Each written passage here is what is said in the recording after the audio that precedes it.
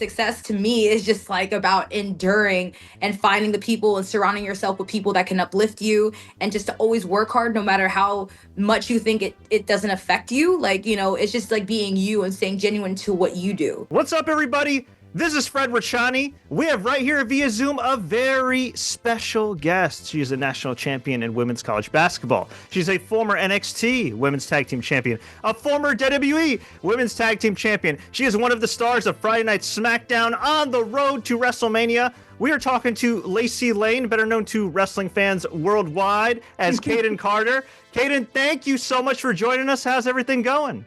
It's awesome. You know, it's a lot going on, especially with the road to WrestleMania. So we're just very busy getting prepared and anything that we can do to help better that week, you know?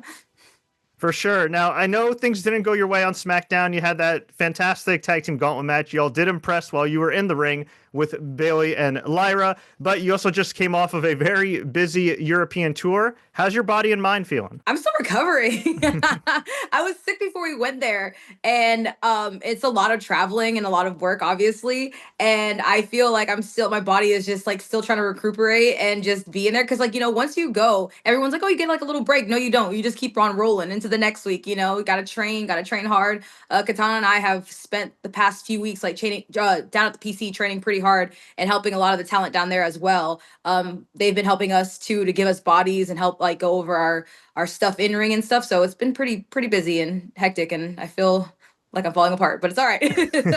Hey, well, you're doing great. We're happy to have you on. And I got to ask, because I forgot to mention one more job title, social media sensation. You've gone viral on TikTok over the years, have well over 1 million followers, as I mentioned to you off air. There's a lot of people that recognize you just for TikTok. So when you're out on the streets, whether it's in Europe or in the States, are you being recognized more for TikTok or WWE?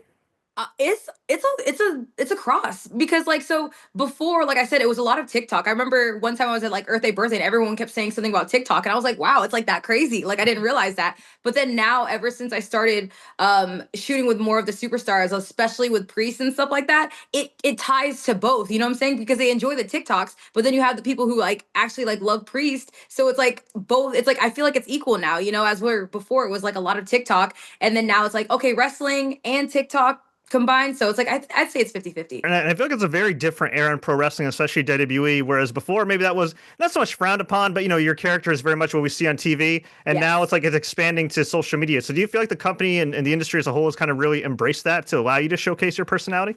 I think so, because I think a lot of us in the industry now are ourselves. You know, I think that like I'm 100% genuinely me, minus like maybe a little bit of my attitude, like that they don't see.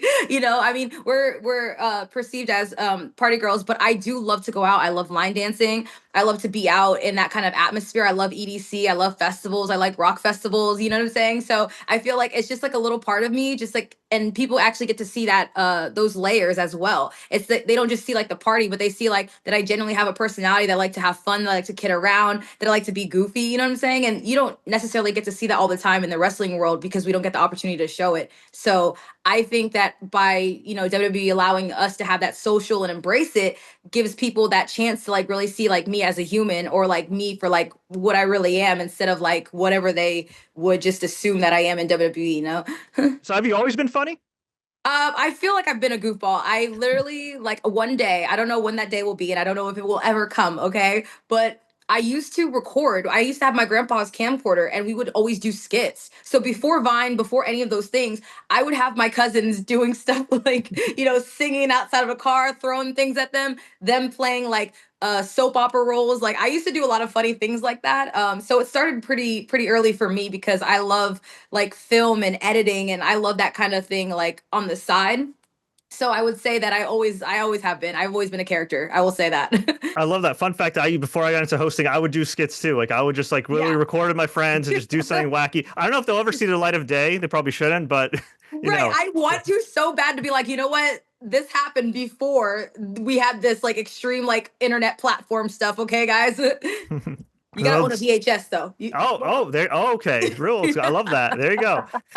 Hey, well, they're making a comeback, right? I see people with MP3 players now. They're like, look at this cool thing. I'm like, listen, kids, you know, You had to be there. You know, it was, people don't realize our time was the funnest time. I don't care what anyone says. Like, everyone makes fun of like millennials and all this other stuff. And I'm just like, our era and a little before, I feel like was the best time. And that's why it's so popular now, because it was just such a carefree, cool, just unique, different time. And you know, we're cool. We're cool. I'm just gonna say that. I agree. And spoiler alert, we are the same age, so we are also part of the generation that's, it's crazy to think about, the last generation to grow up without internet access. Yes. And I say that all the time. I'm like, you know, I had fun just going outside. I said I just played like with my friends outside. I did activities outside. There was so many things to like, you know, to entertain. And but even though we had AOL, I feel like that still isn't the same. It's not even close to the same. So like I'm like, bring back my dial-up, guys. Bring it back. Yeah. Oh yeah. Because back then, like, you had dial-up. It took a while, and Yeah. then the worst thing would be is you're online, you're chatting with your friends on AIM, and then like your mom or somebody would make a call on that same line and disconnect you. Yes, exactly. You only had specific times you could do it and you couldn't share. And my phone also didn't have like you couldn't send screen or photos. And I had Snake, and it was just like you had to pay for texts. So you had to quickly send one text for 15 cents. You're definitely jogging my memory there. So you talked about doing these skits and everything, not on CDs, not on DVDs, but on VHS. So you've kind of had like that entertainment gene from way back in the day. So was the entertainment industry or something involving pro wrestling kind of always in the back of your mind, or were you just focused on basketball, where you, of course, for Shaw did win a Division II national championship? Yeah, no, it wasn't, honestly. Like I don't know why. I think it was just because like that's how I felt. Like I want to say like most like free and just like being able to be me and just to make people happy is why I started to shoot those skits. And I always thought that I would end up in something with basketball. And then after a while, I was just like, this isn't fun for me anymore. And I was like, I don't know what to do, because in Filipino culture, obviously you got to be a nurse.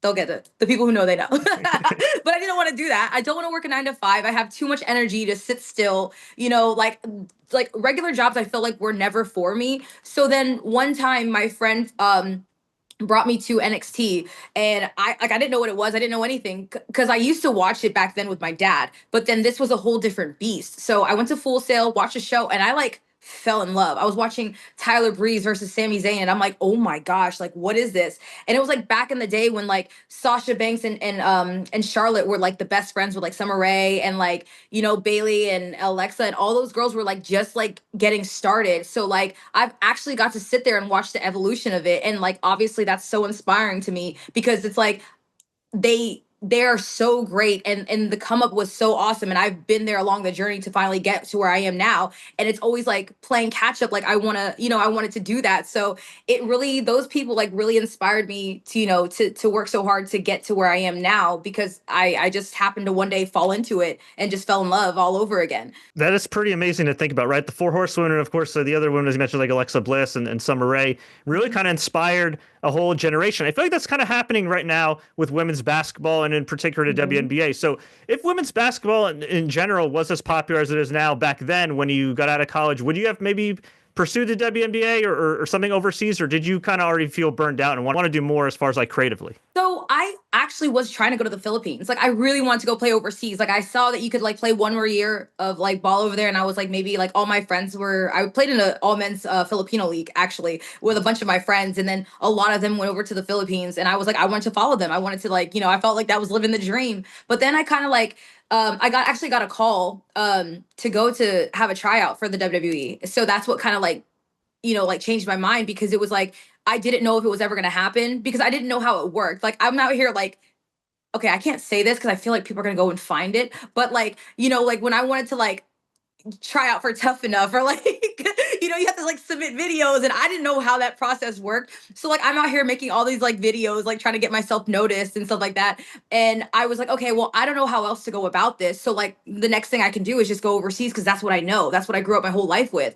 And then I got a call saying like, hey, like we want to give you a tryout. And I was like, oh my God, like I freaked out. I was like, this is crazy, because I was only like less than 10 months in the business, like of wrestling school. So when I got that call, it was like crazy, because everyone told me like, oh, it takes you years to get a tryout. Like it doesn't ever happen on the first time, like all this other stuff. And I was like, okay, well, I guess it's not happening for me. So once I got that call, like I was like, okay, let's do what we can. Wow, and the rest is history. And you said you only been trained for 10 months. From what I understand, based on the Google machine, it tells you trained under a little team known as Team 3D, aka the Dudley Boyz. So how was that? So how was that experience and that initiation into pro wrestling coming out of college basketball?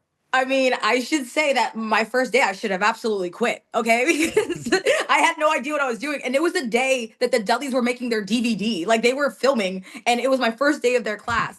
And then for some reason, Bub was like, hey, you, like, come up here and let's cut a promo. And I mean, I know how it works, but I've never done one. So, like, I get up there, and my natural reaction when I'm like panicking is to laugh. It's to laugh and to like, just like, freak out and not know what I'm doing.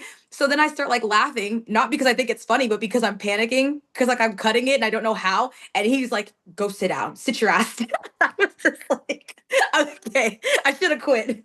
But after that, like my trainers and everyone there like really opened me with open arms, and I picked up so fast that's why it just became like I wanted to work harder, because I'm someone who, like, if I fail, I want to work as hard as I can, to get better or to improve at it, and just to say that I did it. So like for me, that was like kind of like a stab to the heart.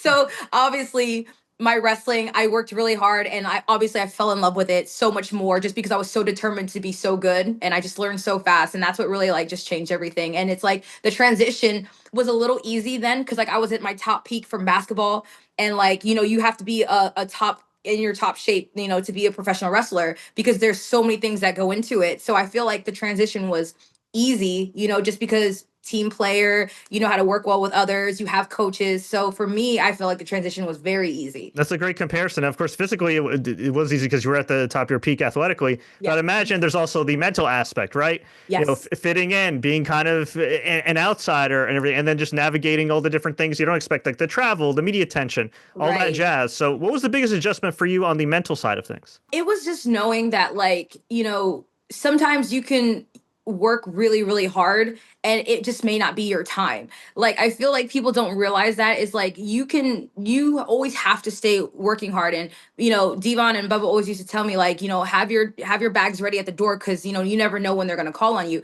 And like, you can't, in like basketball, I can become the best 3-point shooter, the best free throw shooter. I can become the leading, leading an assist. I can do whatever. But here, like, that's not something that is necessarily that you can control, which is like the harsh reality of things. Is like, yes, I can do whatever it is. I can be as different as I want, but if it's not my time, then it's not my time. And like, it's like knowing that it's not because you're bad or you're not ready, or you know what I'm saying? It's just like knowing that like you have to be strong, knowing that there will be a moment where it is your moment, and just hanging on to that and like not letting anyone else get to you, or like just like let your feelings get in the way. Cause I did struggle with that a little bit. It was like, dang, like, I don't know what to do. But then over time I realized, like, dang, like I'm a champion now. Like, you know what I'm saying? Like, it's like that. Like you can be sad and not really realize like that it takes a hard mental block, because that time months ago wasn't for me. But then right now I'm holding a title. That's finally my moment. So it didn't say that I didn't work hard, but you just have to know that it won't always be right when you want it to be. That's a great mentality to have. And it would kind of be similar to like maybe like a sixth man, right? Like Jamal Crawford. Like maybe you're not always in the starting lineup, but when your number gets called, you got to be ready to deliver. Exactly. Because you just want to give it, because that could be the like a changing moment for you. Like, people don't like think about it that way. They think like, oh, it's just one match, but no, every match is like showing like what your potential is, or like where your future could lie. Like it could be the changing moment for you. And I take it very seriously, because every time I go out there, I want to make sure that I'm making an impact, that I'm bringing in at least one new person who wants to watch us, because I want to be that great. Like, I want to leave a legacy there. I want to do something just so good, just because I felt like I was meant to do it, Definitely. You and Katana Chance, great impression on SmackDown. I know it didn't go your way for the road to WrestleMania, but I mean, I heard those pops. They were legit. That match was pretty damn exciting. So even though it didn't necessarily go your way for Kayden Carter, does it mean something to hear the crowd ooh and ah when you're doing those moves and kind of getting all intense in it? It does, because it's like the world can sit here and feel like, because we don't, like I said, we don't get we haven't had a lot of TV time as much as like, higher up talents and whatnot. And to know that we can have that effect on people and like entertain people, it feels like we're doing the right thing. If they made no noise, and I'd be like, okay, then obviously we're not doing something right, or we're not good or anything. But like, it pushes me. It gives me so much more fire inside, because it's like, if you even gave us like an opportunity, if we had one chance, I'm talking about like a mania chance, a PLE chance, like anything. When I say the fire that we have inside and we would show out, like, people are gonna be like off their seats type of deal. Like, we're waiting to unleash that cannon. You know what I'm saying? So like, even just like the little crowd and stuff like that is like, we know we're doing our job, and that we know we're getting people, even though people think like, oh, like maybe they're not over. There's no noise. I'm like, there's noise. There's always some noise, and we're gonna always make sure that I don't care what nobody says. They can talk all that crap they want to. Whatever. Fight me. Fight me if you don't like it. I'd imagine what you're trying to say is maximize your minutes, right? Of course, like, no matter how many it is, like I said, I read a couple of things, and everyone's like, oh, 2 minutes, this, and honestly, and people are mad for me. They say that, but honestly, I came home very happy. I came home because people were saying so many positive things to us in the back. Like, a lot of people were just like, that was really great. Like, that was awesome, so unique.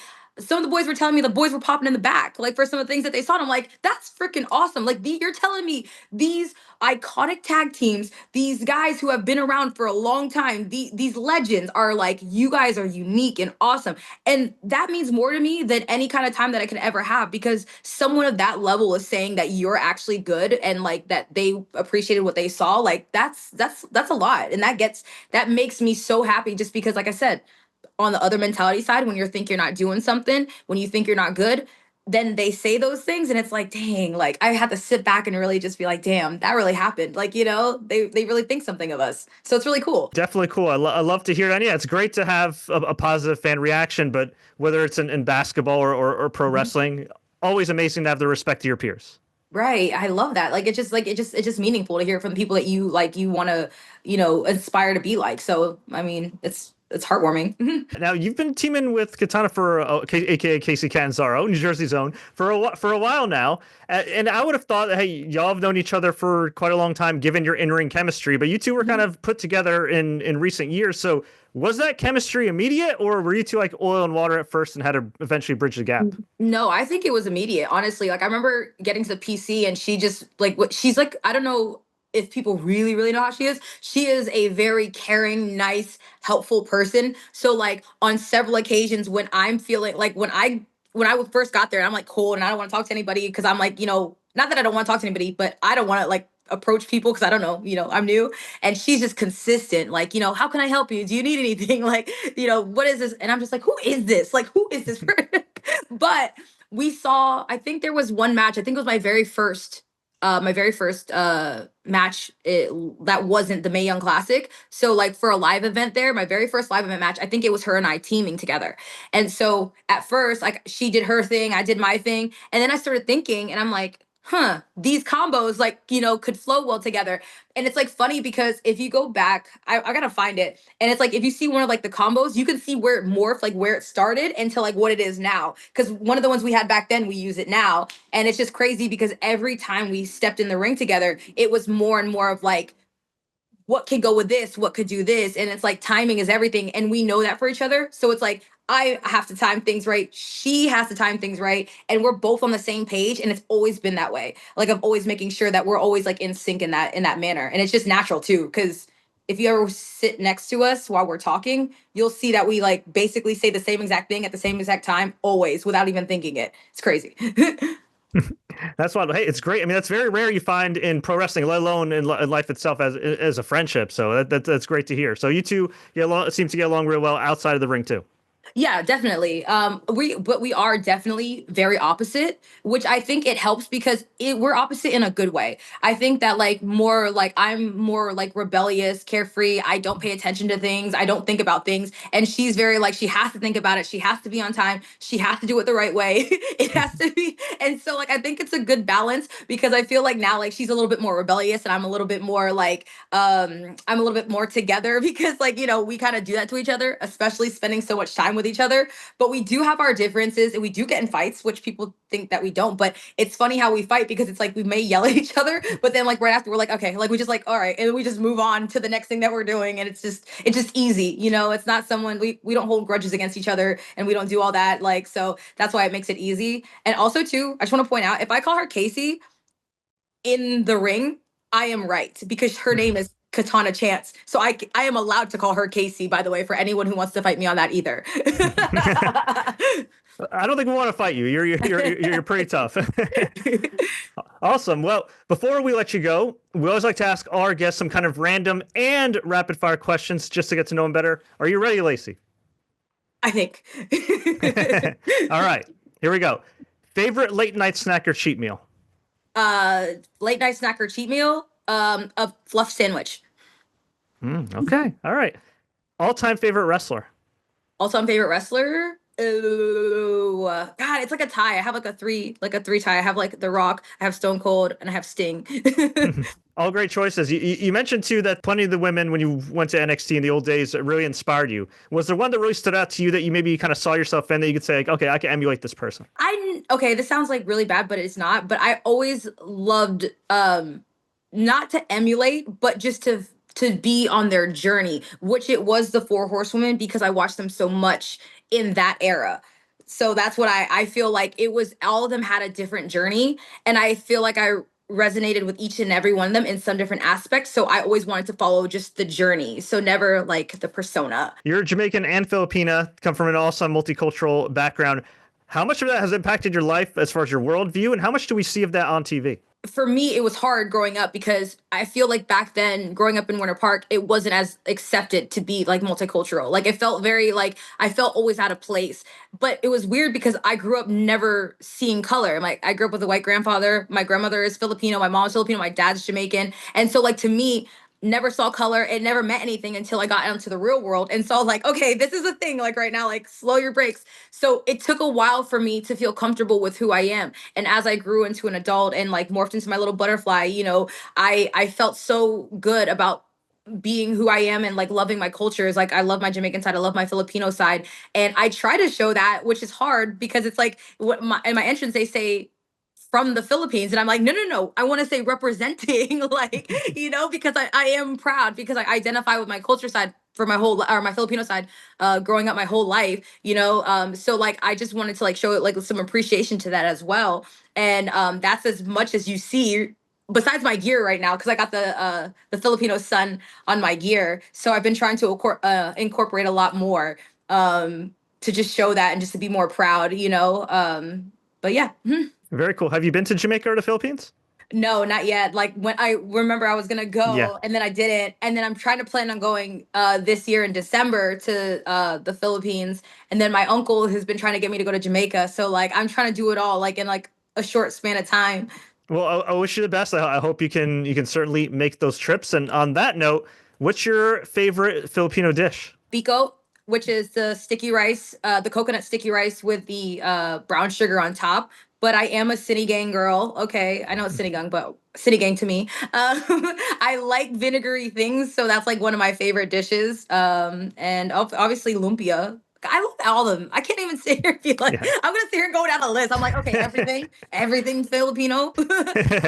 Hey, it's all great food. Now, for those watching on TV and online, you have a great backdrop. You got, of course, it looks like all your initial gears that you've worn. You've got your NXT Women's Tag Team Championship, and then you've got an awesome painting there. It looks like something out of Game of Thrones. But you told me off air that actually refers to Dragon Age. I'm also a huge Dragon Age fan, so I got to ask you, who's your favorite Dragon Age character? My favorite Dragon Age character, it was Solus until like I felt like he did a betrayal, but then he wasn't a betrayal, but it wasn't. So I still think it's Solus. I like Cole. Like Cole was like my dude. I don't know, it was his hat, like whatever. And then who else did I like in there? Her name was like Morgan. Yeah. Morgan. It starts with an M. Morrigan. Yes, there it is. Her. She's pretty fire. Yeah, she's pretty cool. Now, when you play Dragon Age or any BioWare game, Do you like to go on the straight and narrow path as the Inquisitor, or are you messy? Do you like to have all these relationships and flirt all over the place and kick Oh out my team God. members? What's your pathway? I'm that person. I'd be like, oh, let me see what this relationship cooks up. Like I remember I was like the Inquisitor and I was forming love relations with everybody. Like I was just out here flirting and stuff like that because I'm just like I'm a messy player. Just because I want to see what it is. And especially like the path you choose, it like obviously changes the game somehow. So I'm all over the place. Awesome. And you're also all over the place when it comes to hobbies, and in a great way. Of course, you mentioned line dancing, you do Yeah. TikTok and all that jazz as well. But when you're not doing anything athletic or training for your next pro wrestling match, what do Mhm. you also like to do for fun? Well, let's add Bob the Builder to that list because I decided that I was going to be able to just demo everything in my house and do it by myself. I'm actually working on my bathroom. When I say I demoed my bathroom, like demolished it to where there was nothing left, no walls. Because when I first moved in here, I don't know if someone told me that there was like a skeletal of a cockroach or something like that because that bathroom doesn't get used. Like the water doesn't flow through. So someone said they saw it, and since I moved in here, I had never stepped into that bathroom. Like I refuse. Like so, I tore it down and decided that I would rebuild it myself.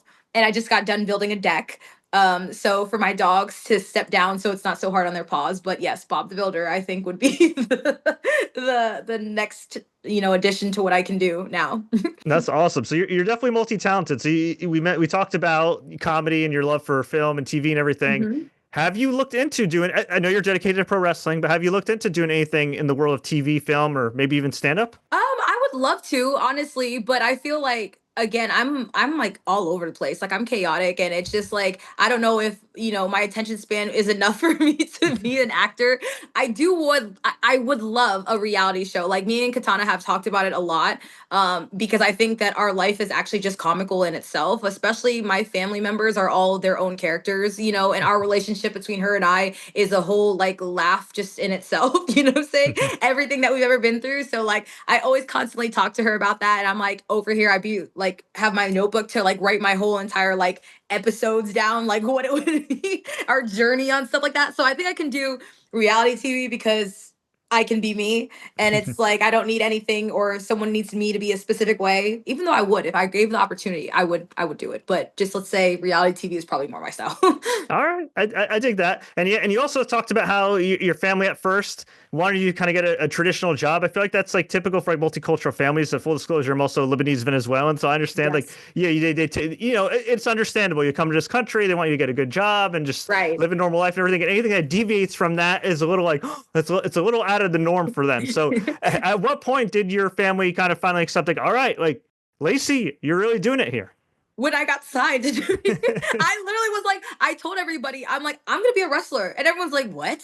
And I was like, yeah, like I want to wrestle. Like, I don't know what else you want me to say. Like, I don't think they understood fully like what wrestling like was really about until like they actually witnessed it. Like they came because like, they would come to my indie shows. I did a few indie shows before I got signed. And so they would like, see it, but it's nothing compared to like the stage that when you're in WWE and the presentation and the quality of it, like they really viewed me like as a star, like when they saw me like in the Mae Young Classic, and just like the evolution from there. So like I think that they really were like, and now they're like the most supportive ever. Like I know they didn't understand it at first. My mom's like, Anak, you gotta be a nurse, you need the benefits. Like, but I'm like, you know what, mom, there's other things that, like that strike me. And I just didn't want to miss the chance. So like I think that's what they learned most about me is that I took us I had to become selfish for a minute and I had to worry about me and giving myself the opportunity. I accomplished one great thing being a champion, which was like a dream of mine,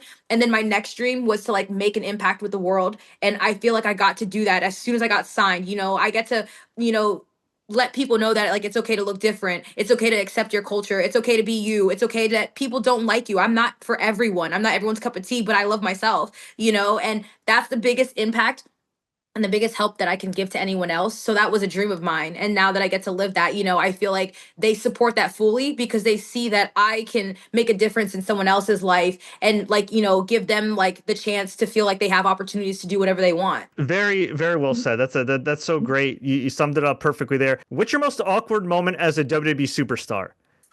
Okay, I think my most like awkward moments is like when I'm going down to my entrance and like I'm like giving hands to somebody and then or like I'm like tapping hands with somebody and then like someone like tries to take their hand away like in the moment, but then like my personality just snaps. And so like this is like me. Hang on, I have to show you. It'll be like this and I see that person take away and I'll snap and be like, well, like screw you then, buddy. Like, like just break character and get mad. Cause I'm like, all right, if you didn't want to, like, you don't gotta embarrass me like that. Like, you don't gotta like go like this and then, do one of those. But it's some fans too, though. They know what they're doing. They always try to be funny about that stuff. So Oh my God, that's so funny. Yeah, they got so excited to be on camera, and then as soon as they got on camera, they just were like, oh hey, now's my chance. yeah, no, it is. And it's like funny because like I like it's hard because me in real life, if you said something to me, I would immediately like just I have no chill when it comes to like how I react impulsively, like in a fiery way to somebody. So if I'm like walking around and someone says something, my first instinct is be like, yo, you shut up. Like, like screw you, man. Like I have to chill. So like that's why I think it gets weird for me when fans act crazy. So yeah, whatever. Although in fairness to you, it's also good that you set boundaries because Yeah. most fans are great, but there's some that might hit you up at an airport or public place, and at times maybe it's not the right time to approach you. No, it's not. But you know what? I honestly, it's weird because I saw, and this is like not on anybody. It's just it's preference for people. When I used to watch the NXT shows, I made a group of friends, and we always traveled together. So I went to all the shows with them, followed NXT around because I wanted to see if I could really do it, right?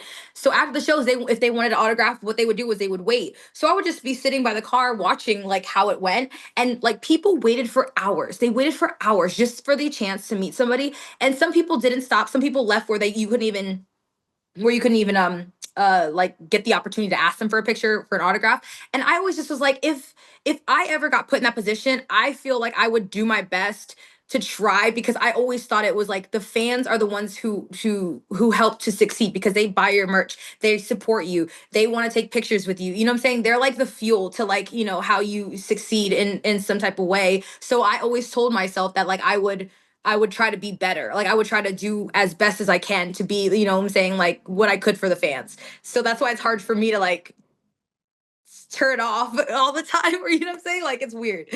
I feel like that's a great attitude to have, and again, but it's also great that you do set boundaries, especially when they pull their hand out. Like, come on now.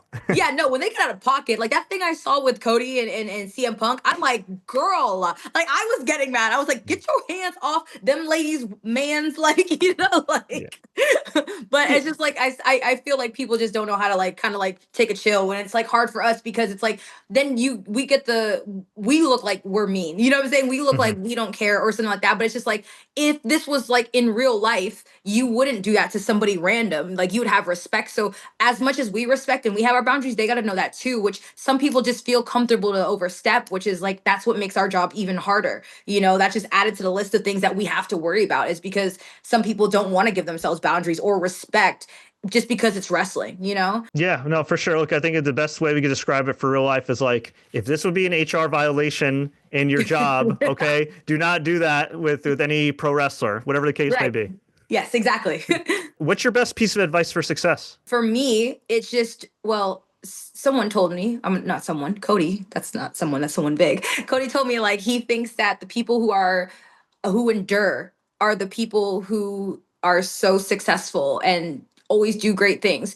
And I feel like enduring any kind of feeling, any kind of emotion, witnessing anything is something that you have to be strong about, because you're going to go through ups and downs. I think that's what makes Katana and I so strong, is that we have had each other like as a rock for each other, and it's never been any jealousy. There's never been any animosity. We're always constantly in support of each other, and that's what helps to keep our mental as strong as it possibly can be. So in order for us, in the success that we've had to endure so much. And it's like we sometimes thought that it would never be our time and that like we were never going to make it or we were never good enough. But the fact that we were patient and we kept working hard led us to like all the accomplishments that we had, and I feel like people don't really recognize that is like being the longest reigning NXT champions and being, the only team to ever hold both titles is something that's a part of their history now. And, regardless of what, we did one thing that is successful in our minds is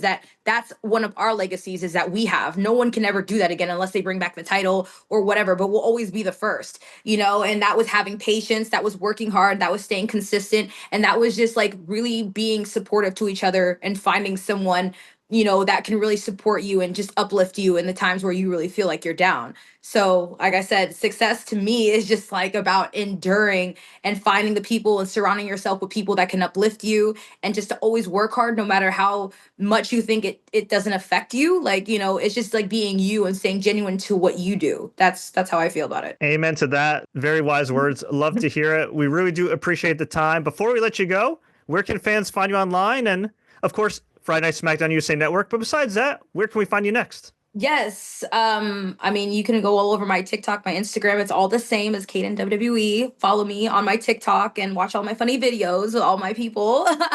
And then hopefully we'll get a reality show and then you guys can watch me wherever that is. Come see me at World, everybody. Like if this is before Mania, like everybody, come see us at Worlds. We'll be there on Thursday. I'll be at SmackDown on Friday. We have a match, a 6-woman tag. We're gonna shut that service down, punks. And we'll be around all weekend. So yeah, I'm hoping to see everybody. Amazing. Lacey, bonus question. Okay. Is there anything you wish I asked you in this interview? I feel like I talked about everything. I don't think there's anything. Dream opponents, like the journey, everything. No, I don't think so. Unless you were just asking me like what my favorite anime was. What's your favorite anime? Hands down Naruto. Like that's like OG, but like obviously right now Solo Leveling has by far like have a different standard of anime right now. So I mean, I love Naruto. He's always gonna be my OG. But these new animes that are coming out, oh my gosh. Oh my God, they're on another level. And now that WWE has a Netflix deal, Netflix has heavy investment in anime. You said you don't know if you have the patience for acting or anything, but maybe voice acting? Maybe some dubbing? Yeah, like totally. I would love to be an anime character. Somebody make it happen. We'll revisit this in a little bit when it does happen. There you go. Okay, yes, no, like we'll mark this moment, okay?